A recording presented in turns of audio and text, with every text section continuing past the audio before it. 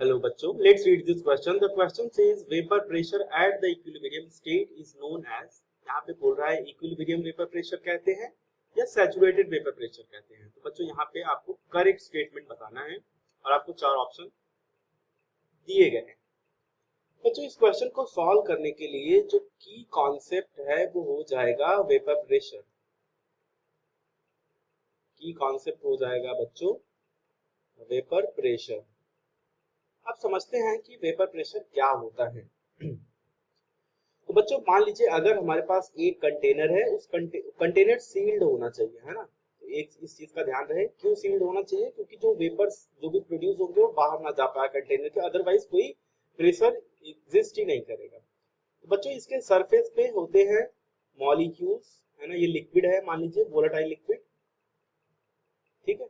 अब बच्चों ये जो सरफेस पे लिक्विड्स होंगे इनकी जो काइनेटिक एनर्जी होती है वो हाई होती है।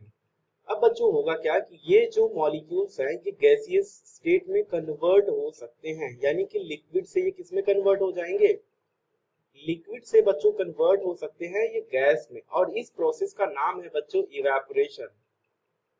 इस प्रोसेस को हम बोलते हैं इवेपोरेशन।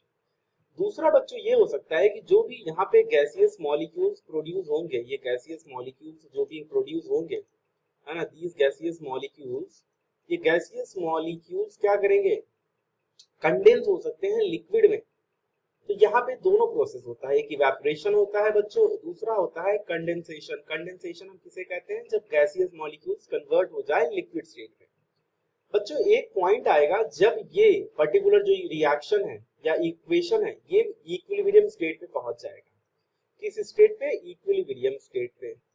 यानी कि जितने मॉलिक्यूल्स गैसियस से लिक्विड में कन्वर्ट हो रहे हैं उतने ही लिक्विड से गैसियस में भी कन्वर्ट हो रहे हैं, है ना। तो इक्विलिब्रियम स्टेट पे जब ये पहुंच जाएगा तो यहाँ पे जो गैसियस मॉलिक्यूल्स हैं, ये गैसियस मॉलिक्यूल जो इस लिक्विड के सरफेस पे जो प्रेशर एक्सर्ट करते हैं एट इक्विलिब्रियम, उसको ही बोलते हैं बच्चों हम वेपर प्रेशर।